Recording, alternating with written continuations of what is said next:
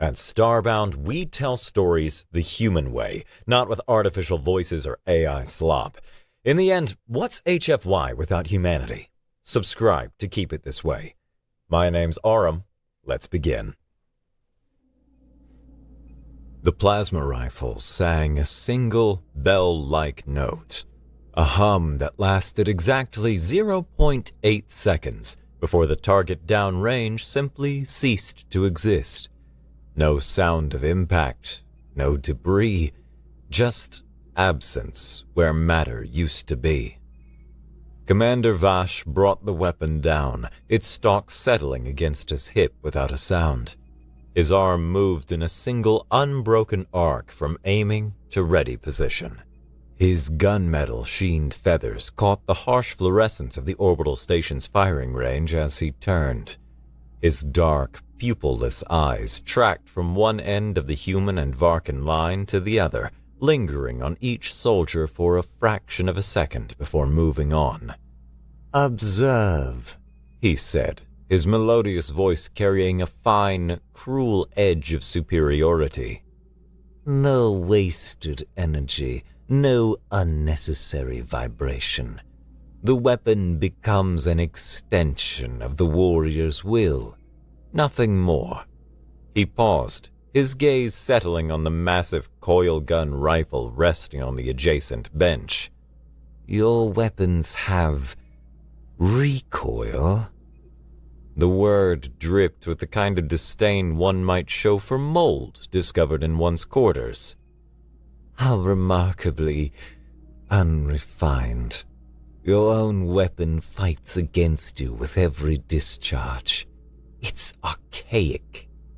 Sergeant Damon Odell, built like someone had carved a marine out of a particularly angry mountain, picked up the coil gun with a grin that promised violence. The weapon was brutal in its honesty. No sleek lines or elegant curves, just function, just purpose. "Commander," Odell said, his voice pure Virginia drawl wrapped around titanium. "With all due respect to your fancy light show, sometimes you don't want clean. Sometimes," he shouldered the weapon, "you want to make damn sure whatever you're shooting at gets the message." The coil gun's discharge was a concussion that vibrated through the deck plates and into their bones. The air thinned for a moment before the sound slammed into them. The kinetic slug did not just penetrate the target, it slammed into the purpose-built, multi-layered backstop behind it. The sheer force of the impact slagging the surface into a molten crater you could fit a human head through. Metal glowed cherry red around the wound in the reinforced wall. After the blast, the only sound was the high-pitched whine in everyone's ears. Master Gunnery Sergeant Brant Harker pushed himself off the wall. The corners of his mouth tightened, pulling the weathered skin around his eyes into a network of fine lines. It was a grin without humor. "That's the difference between us, Commander," Harker said. His voice was a low rasp, like dry leaves skittering over concrete, yet it cut through the residual ringing in the air. "Your weapons whisper. Ours make statements." The briefing room felt like every briefing room Harker had ever sat in, regardless of planet or species. Same uncomfortable chairs designed by someone who clearly hated the human spine. Same holographic display showing tactical overlays that would fall apart the moment boots hit dirt. The scrubbed air carried a metallic scent, layered over the acrid aroma of institutional coffee strong enough to strip paint. Major Zoya Belova stood at the front, her posture making the Varkan's rigid bearing look relaxed by comparison. She had the kind of face that suggested she had eaten stress for breakfast and asked for seconds. "Like it or not," she said, her words razored and exact, "the Varkan are our bulwark against the Kiran hive. This alliance has to work. To that end, the first joint simulation will commence at 0800 tomorrow. Commander Vash has generously offered to run us through a historical Varkan engagement. Vash rose from his seat in one continuous movement, unfolding from the chair as if pulled upward by a wire. The hologram shifted to a cityscape of sweeping curves and seamless joints. Towers spiraled without visible support, their surfaces bearing the faint, fibrous texture of weathered ivory. "The subjugation of Altair," he announced, and Harker had to bite back a snort at the name. The Varkan had a gift for making genocide sound like a municipal planning project. "A textbook example of superior tactics overcoming numerical disadvantage. My ancestors faced a fortified position with a 3-to-1 defensive advantage." The display showed Varkan units moving through the city, drone swarms providing real-time intelligence. Plasma strikes vaporized hardpoints while leaving surrounding structures untouched. The operation concluded in 4 hours with minimal casualties. Vash continued. "You will observe our doctrine emphasizes intelligence superiority and precision strikes. There is no need for the messiness of your human approaches." Harker shifted in his chair, the old wound in his hip protesting. "Real war is never elegant, Commander. It's 2 cats in a sack, and the sack's on fire." Vash's head tilted, a bird-like gesture that would have been charming if his eyes were not so unnerving. "An interesting metaphor, Sergeant Harker, but perhaps your reliance on such crude analogies explains your species' tactical limitations." Perhaps, Harker agreed easily. He had learned long ago not to waste energy on battles that did not matter. Save it for the ones that did. The augmented reality combat simulator transformed the hangar into an alien metropolis. Buildings rose from nothing, their surfaces rippling from deep violet to a coppery green as the artificial sunlight struck them from different angles. The air smelled wrong, too clean, too processed, missing the 1,000 small corruptions that marked a real city. Harker watched from the observation deck as the joint platoon moved through the streets. The Varkan advanced in interlocking triangular formations, each soldier's weapon tracing a precise arc that covered their squadmates' blind spots. The humans looked like what they were: pack hunters, trying to pretend they understood choreography. "Grid 4 Alpha is clear," came the emotionless report from a Varkan scout. "Drone reconnaissance indicates no hostile presence for 200 meters. Lance Corporal Rita Tran, one of Belova's best, spoke over the squad channel. "Something's wrong. Too quiet." "Maintain your positions," Vash ordered. "Trust the data." The ambush came 30 seconds later. "They're using sensor ghosts!" Tran shouted over the comms. "Old-school signal repeaters. The drones can't tell the real signatures from the fakes." Holographic insurgents materialized from concealed positions. Plasma fire erupted from windows and rooftops. The Varkan formation disintegrated. Soldiers who had been moving in concert now scrambled for individual cover, their coordinated fields of fire breaking apart. The humans tried to adapt, tried to fall back on instinct, but they were fighting the Varkan's battle with the Varkan's rules. Tran's squad got caught in a crossfire. Their position was compromised because they had broken from the prescribed route to seek actual cover instead of the designated grid coordinates the Varkan doctrine demanded. The simulation designated them as casualties in under a minute. "Failure," the synthetic voice announced, its tone as flat and final as a dropped piece of sheet metal. "Scenario complete. Casualty rate exceeded 70%. In the observation room, no one spoke. The glow of the replay screen cast long shadows on the faces of the human soldiers. They stared at the floor, at their hands, at anything but the screen where their mistakes were being replayed. "Your soldiers lack discipline," Vash said, and manipulated the holographic replay to highlight every deviation from his plan. Here, your Corporal Trans squad abandoned their assigned coordinates, disrupting the interlocking fields of fire to seek cover 3 meters to their left. And here, Sergeant Odell fails to maintain proper spacing. And here, the display showed a human Marine diving for cover. Your Private Thompson prioritizes personal survival over tactical positioning. He prioritized not getting his head blown off, Parker muttered. The simulation parameters ensure no actual harm, Vash replied, missing the point so completely it had to be deliberate. A fear response in a controlled environment indicates insufficient training. A muscle in Belova's jaw jumped, a small, tight spasm she could not control. My soldiers performed within acceptable parameters given the scenario constraints. Oh, perhaps, Vash conceded with a generosity that felt like a slap. But acceptable performance is insufficient.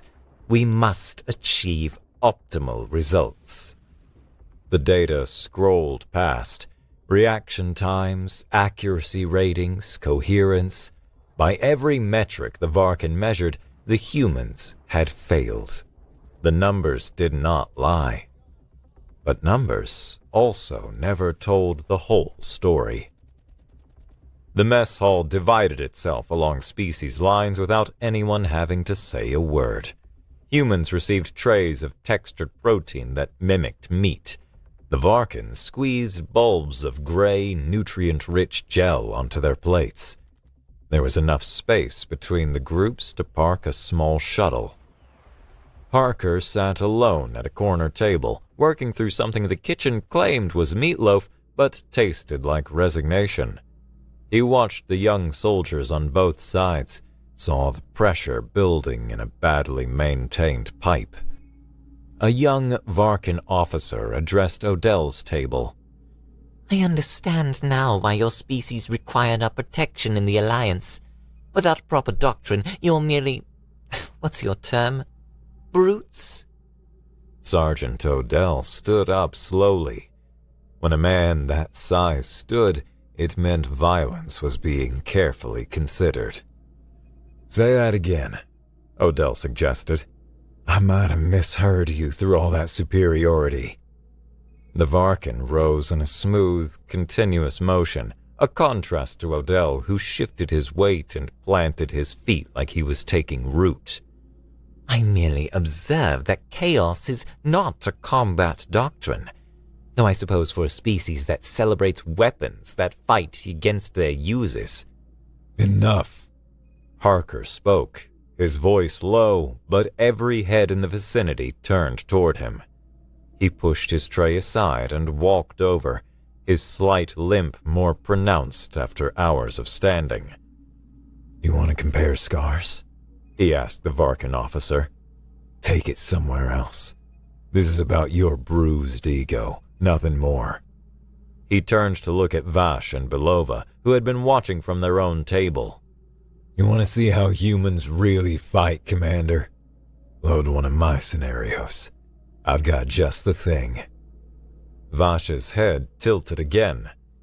Your historical records are incomplete by our standards. Don't need complete records, Harker replied. I was there. He pulled out a data chip, worn smooth from years of handling. The label had mostly worn away, but you could still make out the words. Operation Labyrinth. Belova's face went pale. Harker, that's... He cut her off, his eyes locking on Vash. This is what real war looks like.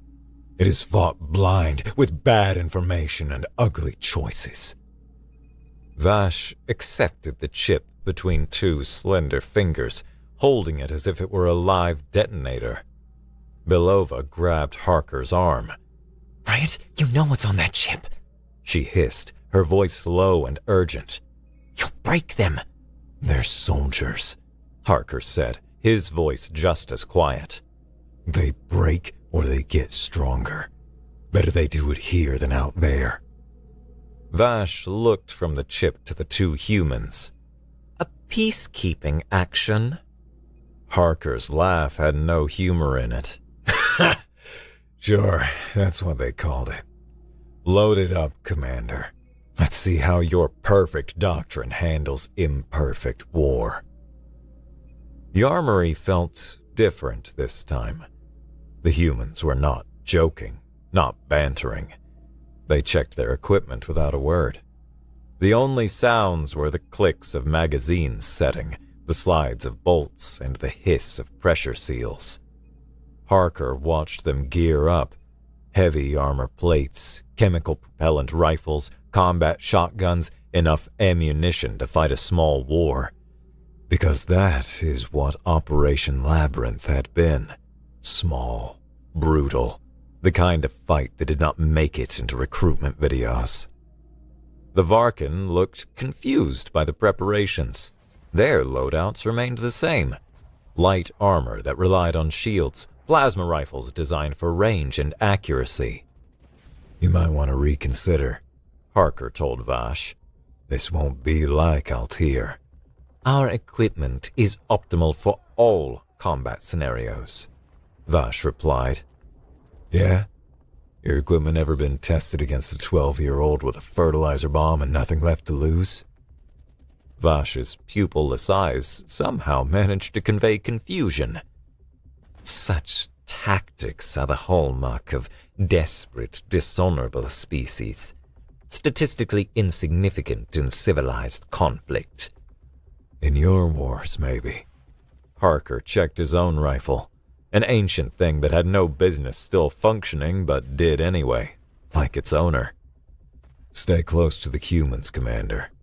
Don't trust the quiet, and whatever you do," he met those inhuman eyes, "don't trust the children." The ARCs took longer to load Operation Labyrinth than it had the Varkin scenario. When the environment finally materialized, several Varkin soldiers made involuntary sounds of distress. The city, if you could still call it that, looked like someone had fed civilization through a meat grinder. Buildings stood as skeletal remains, their facades blown away to reveal the twisted metal bones beneath. Streets were more crater than road. The air seemed wounded, thick with particulate matter that turned the sunlight into a sickly orange haze. The smell, however, was the worst part. Even simulated, the combination of burnt electronics, rotting garbage, and something sweet-sick that might have been death made several soldiers gag. "What is this place?" Vash asked, his melodious voice cracking slightly. "This was Al-Qarmuz," Harker replied. "The insurgents had decades to harden this city. Every building is a Faraday cage. Every street is choked with broad-spectrum jammers. Your advanced sensors are just fancy paperweights here. Move out." The joint platoon advanced into the ruins. Within 30 seconds, the Varkins' advantages evaporated. Their plasma rifles, so perfect for clean engagement ranges, were useless in streets where you could not see more than 10 meters. The first contact came from a pile of rubble that should not have been able to hide anything. 3 insurgents with chemical rifles older than some of the soldiers. The Varkin tried to respond with their doctrine, establish superiority, suppress, advance. The insurgents were gone before the first plasma bolt hit, melted back into the ruins like ghosts. "Where did they go?" A Varkin soldier's voice pitched higher, the words coming too fast. "Down," Tran answered, pointing to a hole that might have been a sewer access or might have been blown by explosives. "They're using the tunnels." "Tunnels are not in the tactical data," Vash said, as if announcing a violation of tactical law. "Welcome to the real world," Odell grunted, "where the enemy doesn't give a shit about your tactical data." The child appeared at the end of the street. Could not have been more than 10, dragging one leg, crying. Every human weapon swung toward the small figure. The Varkin hesitated, confused. "It is a child," one of them said. "Injured." "Don't." Harker's voice came over comms. "Do not approach." A young Varkan soldier broke from his squad and moved toward the crying child. He made it 3 steps before Harker's voice snapped over the comms. "Get down!" Harker's command bypassed conscious thought. The Varkan soldier dove without hesitation. The child exploded. The simulation recreated the event with unflinching detail. The concussion wave, the shrapnel, the particulate matter that had been a human child settling like snow. The Varkan soldier survived only because he had listened. 3 others who had been following were not so lucky. The simulation marked them as casualties. "What kind of monsters?" Vash began. "The desperate kind." Harker cut him off. "The kind that know they can't win but refuse to lose. Move. Now, before they mortar this position." They moved, but it was different now. The Varkan's interlocking formations fell apart against the irregular warfare. Every shadow could hide a sniper. Every piece of debris could be an IED. Every civilian could be a combatant, or not. Uncertainty crippled them more effectively than any plasma rifle. The simulation did not let up. Room-to-room fighting where Varkan accuracy meant nothing and human brutality meant survival. An enemy that used schools as defensive positions and hospitals as ammunition depots. Combatants who looked like civilians until the moment they pulled triggers. Through it all, Harker provided commentary with the detached tone of someone describing weather patterns. "That's a defensive position made from a destroyed kindergarten. See the playground equipment? Makes good concealment. Yes, they're using the bodies for cover. No, it does not matter that they're their own people. Dead is dead." The Varkan began to crack.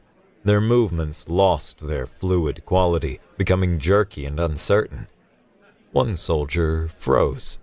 He stood in the middle of a street while his squad screamed at him to find cover. "He's gone catatonic," Belova observed from the command post. "Shell shock," Harker corrected. "Though I guess we call it something else now. Something cleaner." The simulation culminated in a market square. The joint platoon was pinned by sniper fire from a position they could not locate.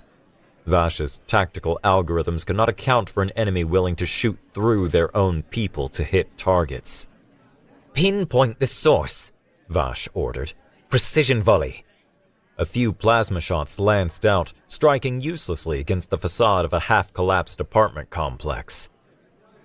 "We need to pull back," Vash said, and for the first time his voice held something other than certainty. "Can't," Odell replied. "They've got the exit routes covered. We go back, we die. We stay, we die. So we go forward." "You call that a tactic? It's suicide." "Welcome to human warfare, Commander." Odell gathered his fire team, ignoring Varkan orders entirely. He did not try to locate the sniper. Instead, he pointed to the entire building. "Commander, with respect, that's not going to cut it. We need to make them scared to even breathe. Bring it down!" The humans opened fire with everything they had, not at windows, not at specific targets, but at the building's remaining structural supports. Chemical explosives, kinetic rounds, even a recovered insurgent RPG. The barrage overwhelmed the structure's defenses. The building groaned, then surrendered. Concrete slabs and twisted rebar fell inward, raising a great cloud of dust. The sniper fire stopped. The simulation went silent. The only sound was the crunching of debris under Odell's boots as he stood up, his face a mask of weary resignation. "Objective secured," the synthetic voice announced. "Simulation complete. Varkan losses catastrophic. Human losses, significant. Civilian casualties, unknown. Collateral damage, extensive. The arcs powered down, returning them to the sterile safety of the hangar bay. Several Varkan soldiers immediately fell to their knees. One was violently sick, his body rejecting the stress even though no actual danger had existed. Commander Vash stood perfectly still, staring at nothing. His fingers, usually smooth and perfectly arranged, stuck out at angles that suggested profound distress. "That," he began, then stopped. "Warfare has rules, tactics. That was simply butchery." That was Operation Labyrinth, Harker said quietly. Peacekeeping action in Sector 9. Siege of Al-Qarmouz.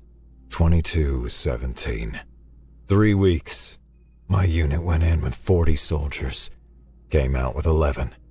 The enemy lost over 300. We called it a victory. He looked at the shaken Varkan soldiers, some being helped to their feet by equally shaken humans. Still think our weapons are archaic, Commander? The medical bay treated shock, even simulated shock, the same way across species. Quiet rooms, dim lights, and the kind of medications that made reality negotiable. Half the Varkan contingent was there, staring at walls, trying to process what they had experienced.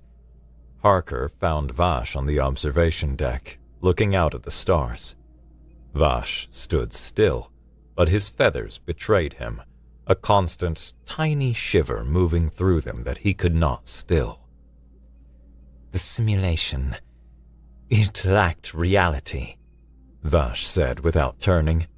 No, Harker agreed, settling against the railing with a grunt. His hip was screaming after the simulation, phantom pain from real memories. but it had truth. "I don't understand the distinction." The specific engagement was not real, but everything in it, that happened. Maybe not all in one place, maybe not all to my unit, but every single thing you experienced today happened to someone.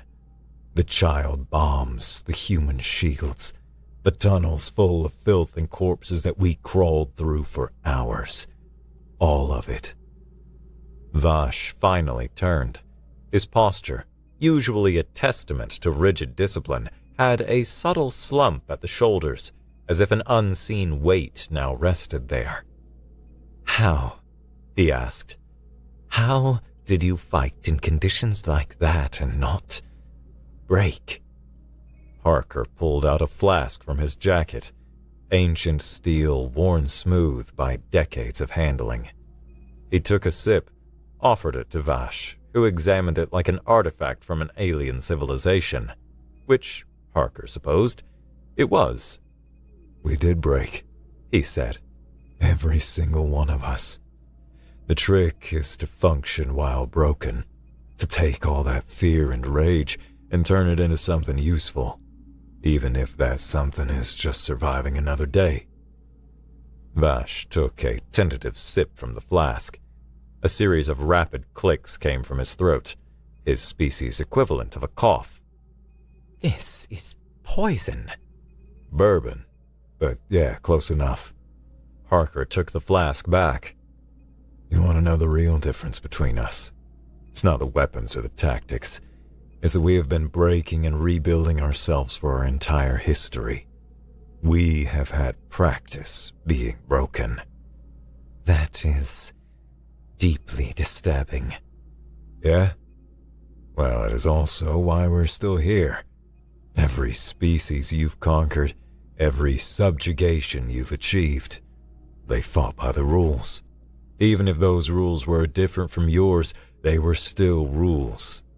Humans, we discovered early that the only rule in war is survival. Everything else is just a preference." They stood for a while, watching stars that did not care about the conflicts of the small beings orbiting them. "Your soldier," Vash said eventually. Odell, he brought down an entire building to eliminate a single threat. Yeah, There were likely civilians in that building. yeah, In the real operation, did you... yeah. Harker's voice was flat. A long silence stretched between them. It is a choice that carves a piece out of you. Another silence, longer this time. I have commanded forces in 16 different engagements, Vash said. I have never had to make that kind of choice. Then you've been lucky. Harker capped the flask and slipped it back into his jacket. Or maybe we've been unlucky. Hard to tell sometimes. How do you live with it? The choices. Harker shrugged. You don't really. You just carry them, like old wounds. They ache when the weather changes, but you learn to walk with a limp. He turned to go, then stopped. Your soldiers did well, by the way. Better than I expected. Most humans can't handle their first taste of that kind of warfare. The fact that your people did not completely shatter, that means something. What does it mean? Means this alliance might actually work. The mess hall a week later looked nothing like it had after the first simulation. Tables were mixed, humans and Varkans sitting together. The conversation was different too. Less posturing, more genuine curiosity. So, the recoil? A young Varkan officer was asking Tran. It actually helps with control. Counterintuitive, right? Tran demonstrated with her hands. But the kick tells you where your next shot is going. You learn to ride it, use it. It becomes part of your rhythm. At another table, Odell explained human armor philosophy to a group of fascinated Varkan. It's not about stopping everything, he said, tapping his chest plate. It's about stopping the things that'll kill you quick. Everything else, well, that's what medics are for. But you could prevent those injuries with better protection, A Varkan protested. Could, but then I couldn't move fast enough to prevent worse injuries. It's all about acceptable losses. Harker watched from his corner table, nursing coffee that could probably be classified as a war crime under some conventions. Belova joined him, sliding into the opposite seat with her own mug of the toxic brew. Never thought I'd see it, She said, nodding toward the mixed tables. Took the psych team a full week to clear half of them for duty. You really did a number on Vash's people. Shared trauma, Harker replied. Nothing builds bonds faster than suffering through the same shit together. That's a hell of a team-building exercise. It is honest, at least. Vash approached their table, moving with that liquid grace, but somehow seeming less alien than before. Major, Sergeant, I wondered if we might discuss the next simulation. Already? Belova raised an eyebrow. Your people just got their first taste of human warfare a week ago. Yes, and they have spent that week asking questions, studying your methods, trying to understand. I believe we are ready for integration. Harker leaned back, studying the commander. Integration. Not you teaching us or us teaching you, but actual integration. Yes. Vash pulled up a chair, an oddly human gesture he had picked up. I have been analyzing both our doctrines. You are right that ours fails under certain environments, but yours accepts casualties that could be prevented. What if we could combine them? How? Belova asked. Your weapon's physical impact creates opportunities our accuracy can exploit. Our senses, even degraded, are superior to human senses. Your adaptability covers our rigidity. Our discipline can channel your chaos. Sounds pretty on paper, Harker said. But integration means trust. Your soldiers trusting ours to have their backs when things get messy. Our soldiers trusting yours not to freeze when the plan goes to hell. Then we build that trust, Vash said simply. in simulation first, then in reality. The final simulation was different from the start. Belova and Vash presented the plan together, their strategy built on synthesis rather than dominance. The scenario was new, a mining colony under attack by a technologically superior force using the asteroid field for cover. Varkin squads will provide overwatch and electronic warfare, Vash explained, highlighting positions on the tactical display. Human fire teams will breach and clear structures. When contact is made, Belova continued, Varkin accuracy will pin hostile forces while human firepower creates tactical opportunities. And when the plan falls apart? Harker asked from the back. Belova looked at Vash. Then we adapt, she said. Vash nodded to the assembled soldiers. We adapt and we overcome. The simulation itself was chaos from the start. The enemy was a multi-limbed species armored in glossy, overlapping plates of some black, bioceramic material that flexed as they moved. They wielded personal shields and beam weapons. They held every technological advantage. But sustained fire could overwhelm them. Varkin Team 2, mark target, Belova ordered. Plasma fire painted a hostile position. The rapid shots did not penetrate, but caused the shield to flare and reveal its frequency. Odell, you're up! The human heavy weapons team opened fire, kinetic rounds hammering the same point the Varkin had marked. The shield, designed to handle energy weapons, struggled against the physical impact. It flickered, failed for half a second. In that half second, Varkin marksmen put 3 shots through the gap. Target down, advancing. Their movements through the complex were perfectly coordinated. Varkin scouts used their superior sensors to detect ambushes. Humans responded with overwhelming firepower to create breaches. When enemies appeared in close quarters where plasma rifles were useless, humans handled them with shotguns and violence.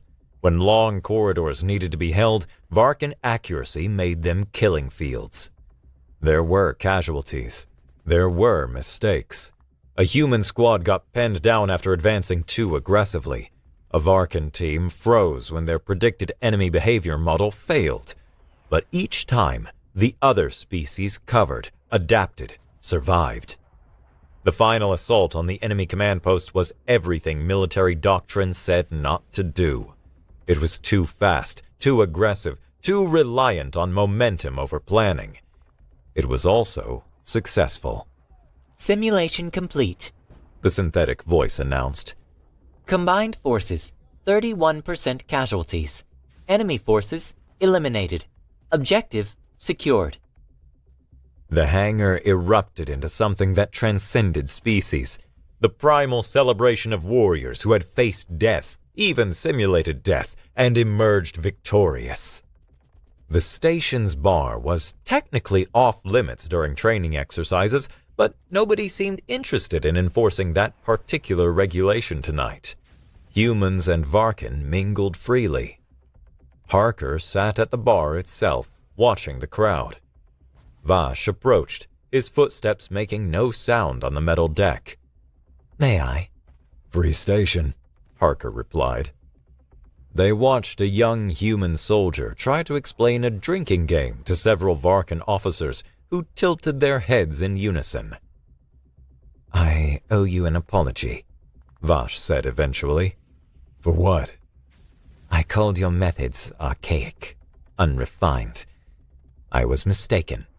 No, Harker corrected. You were right. They are archaic. We just learned how to weaponize it. That is not... I do not understand. Harker turned to face him fully. Archaic methods can still be effective. Wisdom is knowing when to use the hammer and when to use the scalpel. Your weapons still have recoil, Vash observed, and for the first time there was something like humor in his voice. They do. Newton's third law does not care about our technological advancement. Neither does war, apparently. No, Harker agreed. War does not care about anything. That is why the only thing that matters is the soldier next to you. Human, Varkin, does not matter.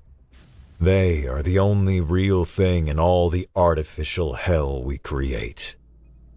Vash reached into his uniform and withdrew something.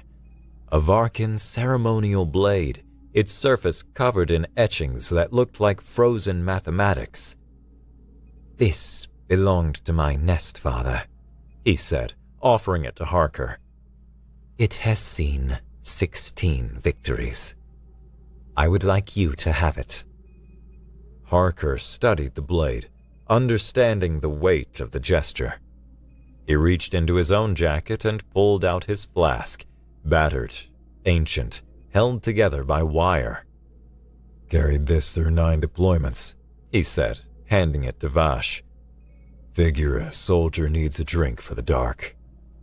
Vash took the flask, examining it with the same intensity he would use for tactical analysis. He uncapped it, sniffed, and made a series of clicks. "The composition is inefficient," he observed. "Yeah." "The neurotoxin content is wasteful." "Absolutely." "It's perfect." They both turned back to watch the mingling soldiers. "Next week," Vash said, "we begin integration training with the full battalions." "God help us all," Harker muttered. "You do not believe in deities." "I don't, but after what we're about to put those kids through, I might start." Vash made a sound that might have been laughter, clicking and musical. Nothing like human humor, but serving the same purpose. "Sergeant Harker, Brent, what will you do after this? After the integration is complete?" Harker shrugged. "Probably retire, finally. Been threatening to for years. I might find a quiet colony somewhere. Grow things instead of destroying them." "The Alliance will lose a valuable asset."